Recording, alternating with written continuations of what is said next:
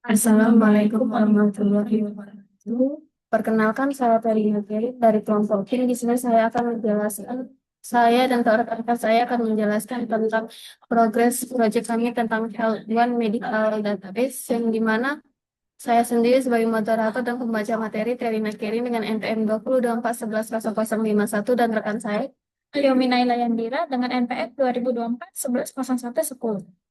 Nurfaiza Putri Talina dengan NPM 2024 110086. Baik, di sini akan saya mulai dengan slide pertama akan dibacakan oleh rekan saya, yaitu alias. Oke, pertama-tama kita akan membahas tentang latar belakang dan tujuan.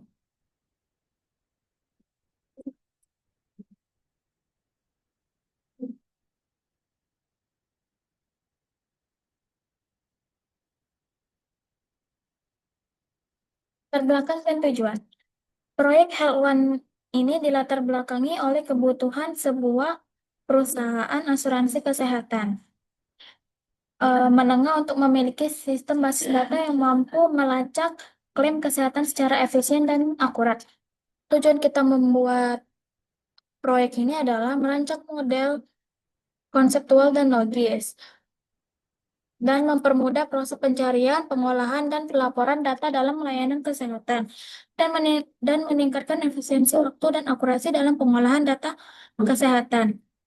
Dan terakhir, menyediakan dasar bagi pengembangan aplikasi kesehatan digital berbasis database di masa depan. Yang pertama, menentukan entitas, atribut, dan weight. Entitas itu adalah objek utama yang datanya disimpan oleh database. Dan atribut itu adalah ciri-ciri atau informasi yang menjelaskan entitas. Dan UID itu adalah atribut unik yang digunakan untuk untuk membedakan data dalam entitas. Misalnya, kita di sini memiliki entitas pasien. Kita di entitas pasien itu memiliki premike. Contohnya ini premike-nya yaitu ID pasien. Dan gini juga, rumah sakit ini adalah premike-nya adalah ID hospital, dan juga ada opsional. Opsional itu adalah boleh diisi atau tidak. Dan ini tipe-tipe datanya. Kalau integer itu merupakan tipe data yang berupa berupa berupa angka. Dan entitas asuransi adalah ini em premikenya adalah ID asuransi, dan ruangan premikenya adalah ID ruangan, dan entitas kunjungan rekam medis adalah ID kunjungan, merupakan itu adalah premikenya atau unit, dan entitas resep obat adalah premikenya adalah ID resep, dan opsionalnya diagnosa. Entitas obat yaitu premikenya adalah ID obat, dan pembayaran premikenya adalah ID pembayaran. Eh, Bisa dilihat di sini kita ada tabel datanya, dan akan dilanjutkan dengan rekan saya Nurfaiza Putri Talus.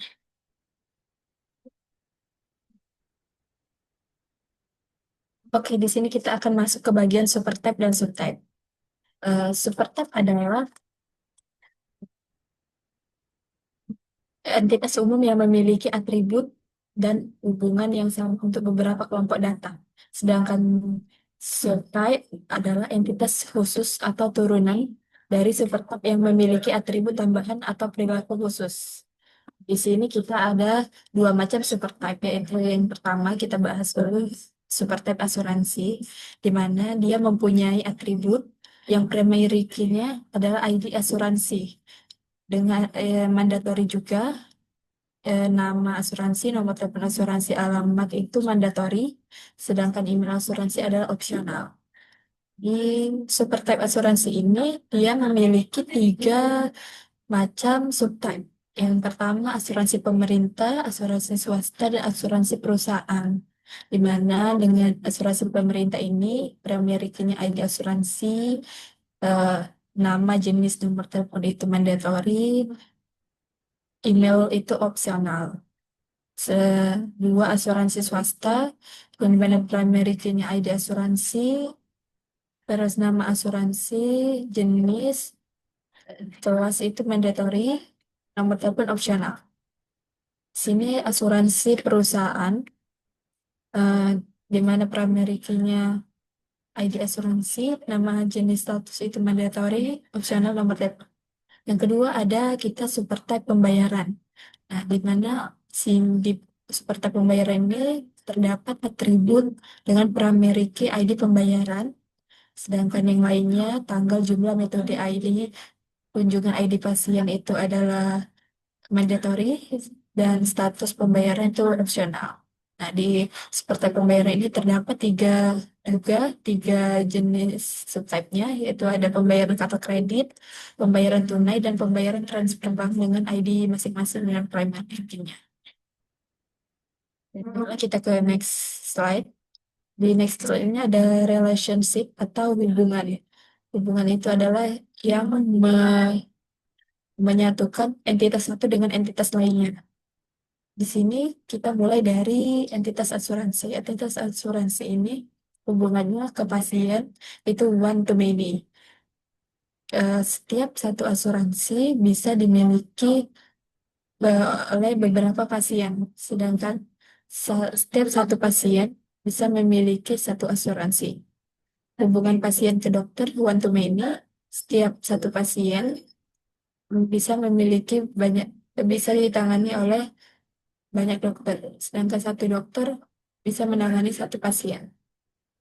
Hubungan dokter rumah sakit one to many, setiap satu dokter bisa bekerja di banyak rumah sakit, sedangkan banyak rumah sakit bisa beke- eh, berad- setiap rumah sakit eh, berisi banyak dokter. Entitas rumah sakit dan ruangan itu one to many. Setiap satu rumah sakit bisa memiliki banyak ruangan. Tiap satu ruangan dimiliki oleh satu rumah sakit. Ruangan dan kunjungan rekam medis itu one to one, di mana setiap satu ruangan bisa memiliki kunjungan rekam medis. Setiap satu kunjungan rekam medis diisi oleh satu ruangan.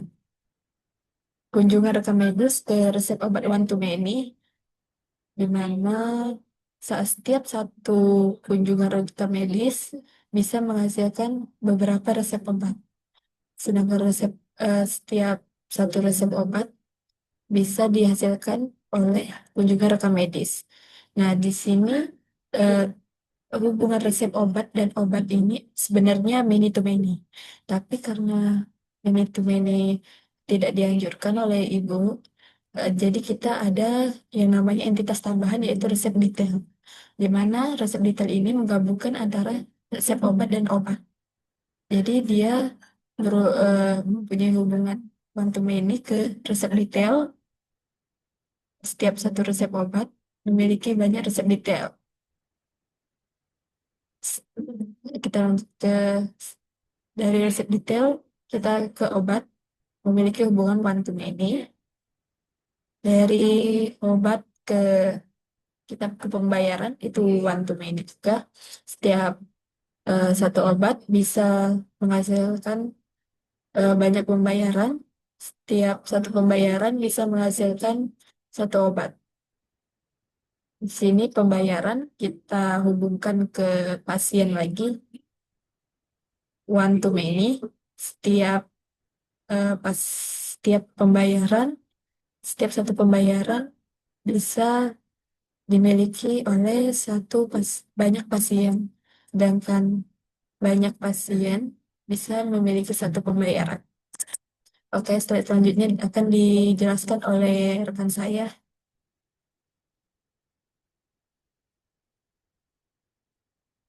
Baik, selanjutnya adalah ARS. ARS itu yang dimana artinya kita tuh hanya bisa memilih satu dan hanya satu dari berbagai macam pilihan. Contohnya di sini pada tabel ini kami mengambil yaitu resep obat, yang dimana resep obat ini, satu resep obat ini bisa diisi ulang kembali hanya satu. Bisa diisi ulang kembali itu 3 sampai 6 kali. Dan juga resep obat juga tidak bisa diisi ulang kembali atau hanya satu kali saja. Nah, yang keenam adalah hubungan dari rekursif, yang dimana di sini kami ngambil dari pasien, yang dimana pasien itu bisa menanggung dirinya sendiri. Nah, dan juga satu pasien itu juga bisa jadi penanggung bagi pasien yang lain. Contohnya itu kayak misalnya nih dari dalam sebuah keluarga itu kepala keluarga yang menanggung satu ID asuransi, misalnya asuransi BPJS. Nah, yang lainnya yang dia misalnya punya istri dan juga anak. Nah, yang anaknya istri dan anaknya tadi itu yang nanggung kepala keluarganya tadi. Makanya dari hubungan rekursif tadi yaitu dia tuh bisa menanggung dirinya sendiri dan satu pasien juga bisa jadi penanggung bagi pasien yang lain. Nah, yang ketujuh adalah histori data, yang dimana histori data ini kami mengambil dari hubungan antara dokter, riwayat dokter dan juga pasien. Dan dimana di dokter riwayat di entitas dokter ini ada primary, ada mandatory dan juga ada opsionalnya. Begitu juga riwayat dokter dan juga pasien. Di sini eh, satu dokter bisa memiliki banyak riwayat, bisa memiliki banyak riwayat dokter, sedangkan riwayat dokter hanya bisa dimiliki oleh satu dokter. Dan juga begitu juga pada pasien. Satu pasien bisa memiliki banyak riwayat dokter, sedangkan riwayat dokter hanya bisa dimiliki oleh satu pasien. Nah, begitu penjelasan dari kami. Sekian penjelasan dari kami. Kami akhiri. Wassalamualaikum warahmatullahi wabarakatuh. Terima kasih. Antara kita